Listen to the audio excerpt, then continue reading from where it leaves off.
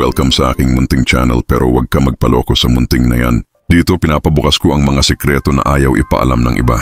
Mind games, diskarte at mga taktika na pwedeng magpabago ng pananaw mo sa buhay. Ako ang tropa mo na walang sinasanto pagdating sa katotohanan. Kaya kung handa ka na, ilock ang pinto, ilagay ang earphones at sumama ka sa laro ko.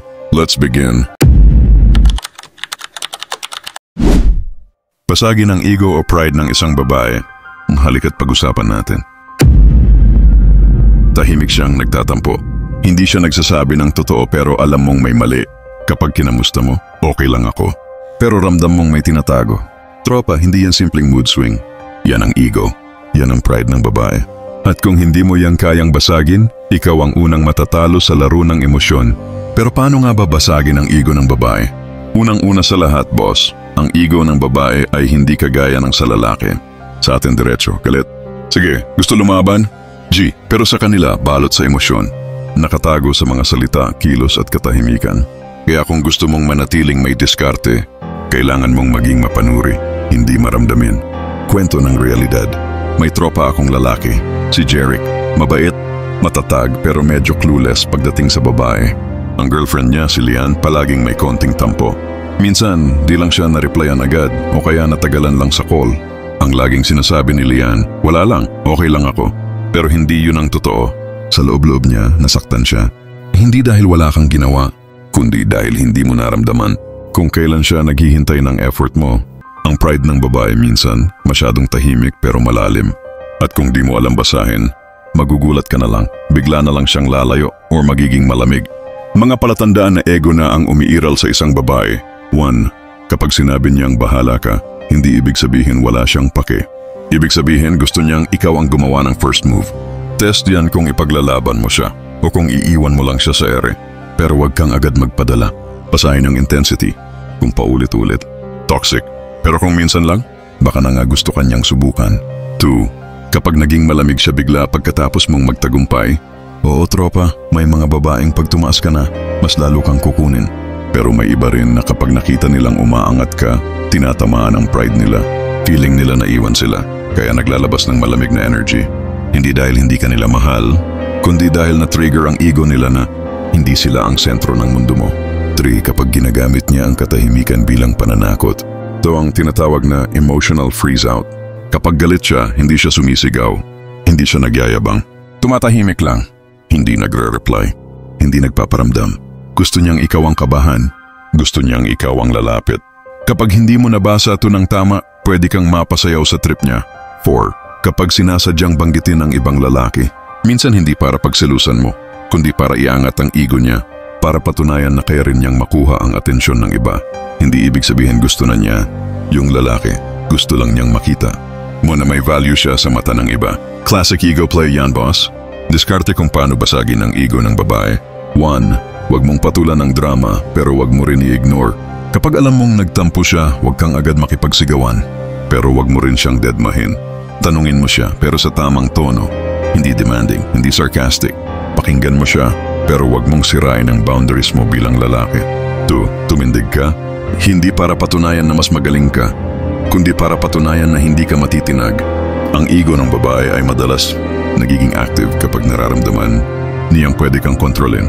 Kapag nakita niyang ikaw yung tipo ng lalaki na lumuluhod agad, nawawala ang respeto. Pero kapag nakita niyang kaya mong humawak ng pressure, dun siya babalik. Hindi dahil natakot siya, kundi dahil nakita niyang may backbone ka. 3. Pag pinatahimik ka, huwag kang maghabol. Maghintay ka, oo tropa. Ang babae, pag galit minsan gusto lang niyang mapansin, pero huwag kang laging reactive. Huwag kang mag-text ng paulit-ulit. Kung tahimik siya, huwag mong putulin ang katahimikan. Minsan ang tunay na attraction, nagiging malinaw sa panahon ng distansya. 4. Huwag mong hayaan na sirain ng pride niya ang disiplina mo. Kung nagsisimula ka ng iwan ang goals mo, trabaho mo, o mission mo, dahil lang may drama siya, delikado yan tropa.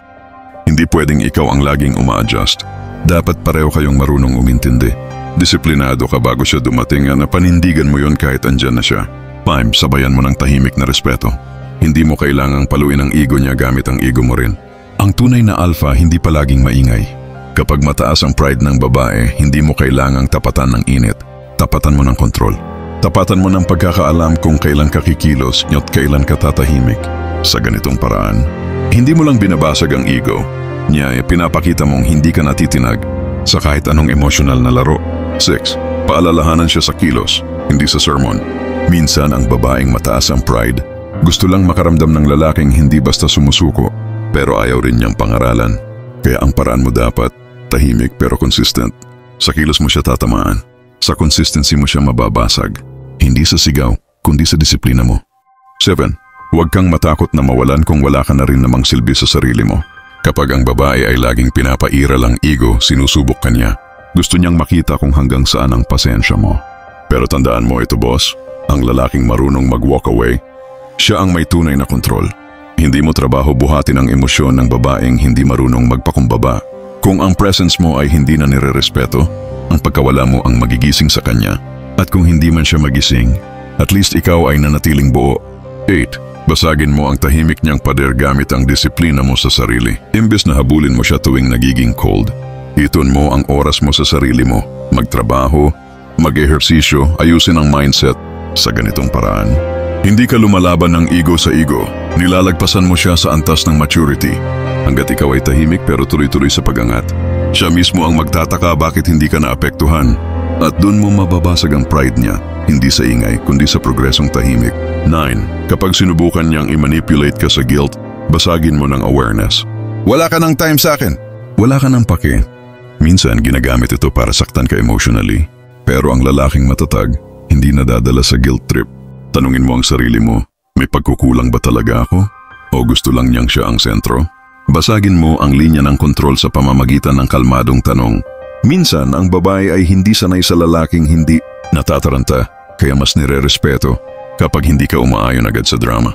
10. Panindigan mo ang sarili mong halaga kahit mawala siya. Pinakamalakas mong alas ay hindi ang panunuyo. Ang alas mo ay ang paninindigan mo sa sarili mong prinsipyo. Kapag nakita niyang kahit siya ay hindi sapat para baguhin ang disiplina mo, doon siya matututo. Hindi para matakot, kundi para igalang ka. At yan ang tunay na pagbasag sa ego. Hindi mo siya sinaktan pero hindi ka nagpabiktima. Boss, tandaan mo ito. Ang ego ng babae hindi mo kailangang durugin. Pero dapat mong maintindihan. Dahil minsan, ang babaeng nagmamalaki, yun ang babaeng nasasaktan pero ayaw magmukhang mahina. At ang lalaking tunay na may diskarte, hindi palaging hinahabol ang babae, pero marunong bumasa kung kailan siya ilalapit.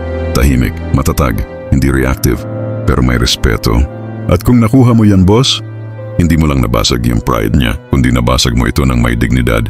At kung nagustuhan mo ang videong ito, maaari kang mag-comment, mag-like, i-share at mag-subscribe para updated ka sa mga susunod pang mga video na may kapupulotang aral, taktika at diskarte. Sa mundo ng stoic, kapag marunong ka magdala ng sarili mo, ikaw ang panalo. Hanggang sa muli. Salamat.